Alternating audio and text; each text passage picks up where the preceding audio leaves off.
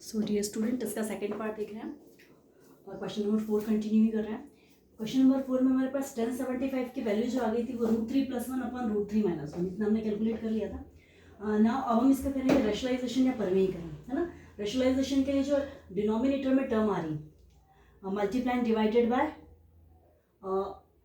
Reduce the sign या change the signs, change जो middle sign है से आपको चेंज करना है, उससे आपको मल्टीप्लाई डिवाइड करना है। दैट मीन्स √3 + 1, है ना। √3 - 1 हमारे पास आ रहा है अपॉन में, तो √3 + 1 को मल्टीप्लाई √3 + 1 मल्टीप्लाई √3 + 1 डिवाइडेड। ओके, ये भी प्लस है, क्लियर है। मल्टीप्लाई कर दिया हमने न्यूमरेटर को न्यूमरेटर से, डिनोमिनेटर को डिनोमिनेटर से। √3 को मल्टीप्लाई किया, दैट मीन्स आंसर हुआ 3। √3 को 1 से, दैट मीन्स √3। 1 × √3 अगेन √3। 1 × 1 को मल्टीप्लाई किया, दैट मीन्स 1। और अपॉन में हमने फॉर्मूला अप्लाई कर दिया। कौन सा फॉर्मूला अप्लाई किया हमने अपॉन में? a + b a - b, that means a² - b², जैसा हम लोग पहले सॉल्व करते थे। ओके, सो सेम √3² - 1², 3 + 1 एक्चुअली 4, ये विदाउट रूट वाली टर्म है। 3 + 1 ये हो गया 4, और √3 × √3 2√3। ओके, √3 का स्क्वायर अपॉन में जो आपके पास आ रहा है वो है 3 - 1, सो 4 + 2 √3, 3 - 1 दैट मीन्स 2, है ना। अब 4 और 2 तो हमने न्यूमरेटर से या अंश से हमने क्या 2 कॉमन लिया, ऊपर से हम कॉमन ले लेंगे 2, क्लियर। सो आंसर हुआ आपके पास 2 + √3 रिमेनिंग टर्म जो बची हुई है ब्रैकेट में, और अपॉन 2 से 2 कैंसिल हुआ। सो फाइनली आंसर हुआ आपके पास 2 + √3। 1075 डिग्री की जो वैल्यू आपके पास आई है वो है 2 + √3। हम फार्मूला अप्लाई करेंगे y - y1 m × x - x1। m का आंसर आपके पास आ गया है 2 + √3, और पॉइंट्स हमारे पास थे 2 और 2 √3, ठीक है। सो y - y1 के प्लेस में हम पुटअप करेंगे 2 √3, और x1 के प्लेस में हम पुटअप करेंगे 2। x1 की जगह हम रखेंगे 2, ठीक है। सो m की जगह पर हम रख दिया 2 + √3 एंड x - 2, ठीक है। y - 2 √3 एज इट इज ही है। यहाँ से 2 + √3 को हमने मल्टीप्लाई किया, क्योंकि दोनों ब्रैकेट हैं, तो जो सेकेंड वाला ब्रैकेट है उसे ओपन करते हैं।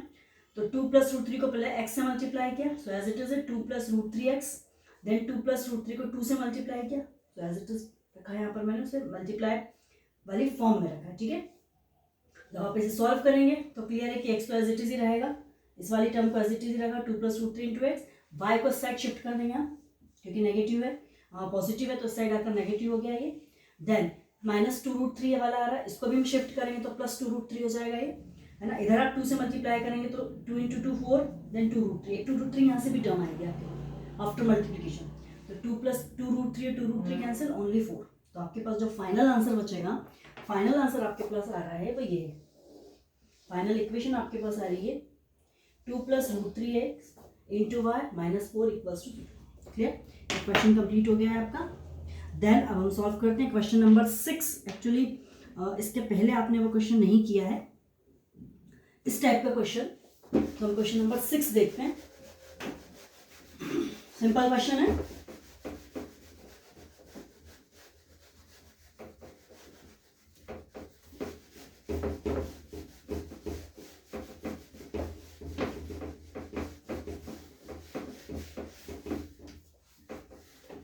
Question number 6। क्वेश्चन नंबर 6 हमारे पास है exercise 10.2, intersecting the y-axis, intersecting the y-axis at a distance of 2 unit above the origin and making an angle of 30 degree with the positive direction of the axis। Clear, ये आपको दिया गई information. Okay, यहाँ पर किसी point show नहीं किया गया यहाँ पर, है ना। ओनली आपके पास एक क्या दिया हुआ है, डिस्टेंस आपको दिया गया है, distance of 2 units from y axis से डिस्टेंस है ये, और आपको कैलकुलेट क्या करना, मेकिंग एन एंगल, और एंगल जो आपके पास जा रहा है वो कितना है 30 डिग्री। क्लियर, मेकिंग एंगल 30 मतलब क्लियर, ये तो हमें समझ में आ गया है कि जो थीटा की वैल्यू है वो 30 डिग्री है ना। तो अब एक्चुअली यहाँ पॉइंट नहीं है, है ना। पॉइंट नहीं है तो आप इसे सॉल्व कैसे करेंगे। Question number 6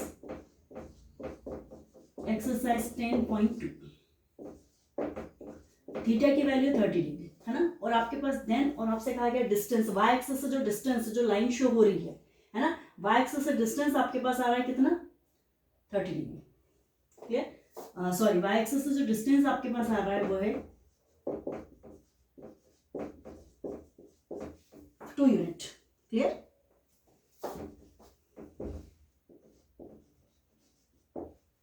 so direct directly यहाँ पर आपको इक्वेशन कैलकुलेट करनी है, पॉइंट यहाँ पर नहीं है तो डायरेक्ट आप फॉर्मूला यूज करेंगे यहाँ पर।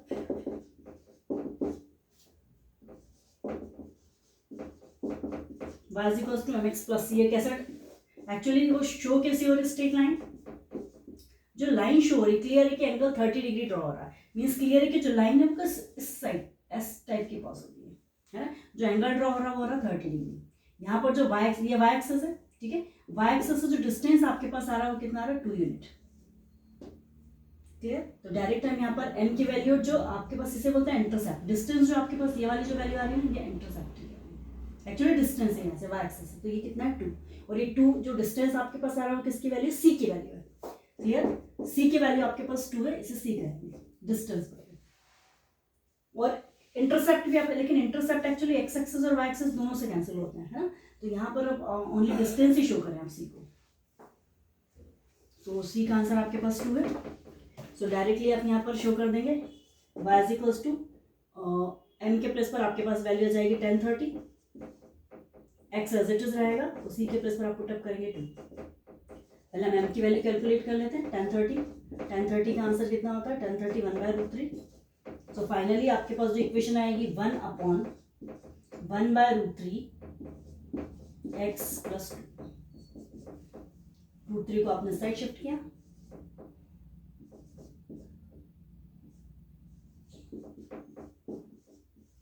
लेके स्टेप 4 आप यहाँ पर सॉल्व कर दीजिए, √3 हमने एलसीएम कैलकुलेट कर लिया। Clear, so y is equals to आपके पास आंसर हो जाएगा x प्लस एलसीएम कैलकुलेट करेंगे दैट मीन्स 2√3। क्लियर, और ये जो √3 है साइड शिफ्ट हो जाएगा, सो √3 साइड शिफ्ट हो गया, √3y x प्लस 2√3। जो फाइनल आंसर आपके पास आया है, जो इक्वेशन आपके पास आई है वो सेम है ये वाली।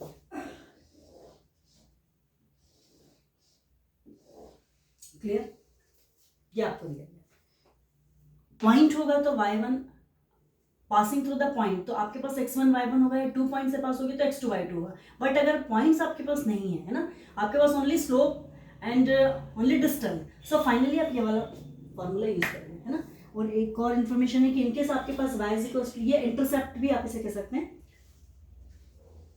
और इन केस ये क्वेश्चन कंप्लीट हो गया है, अगर इंटरसेप्ट कट नहीं हो रहा, एक्स जो इक्वेशन है ना, या जो लाइन है वो डायरेक्ट ओरिजिन से पास हो रही है, यहाँ से पास हो रही है ना, यहाँ से इस x एक्सिस और y एक्सिस पर कहीं भी कोई इंटरसेप्ट कट नहीं हो रहा, कहीं पर भी कोई डिस्टेंस नहीं है, यहाँ से पास हो रही है, तो क्लियर है कि आपकी जो इक्वेशन होगी, है ना, वो डायरेक्ट हो जाएगी y is equals to x। y is equals to x का मीनिंग है कि जो x का आंसर है वही y का है, 1 1 अगर आप शो करेंगे तो यहाँ पर आ जाएगा, x से भी डिस्टेंस y से भी डिस्टेंस, 2 2 इस पॉइंट पर आएगा, 3 3, x की वैल्यू भी 3, y की वैल्यू भी 3, 4 4, है ना, कहीं पर भी इंटरसेप्ट कट नहीं हो रहा है, तो y is equals to x आएगा आपके पास इक्वेशन डायरेक्टली। ठीक है, तो क्वेश्चन ओवर हो गया है अपना, question number 6। Now next question हम देखते हैं।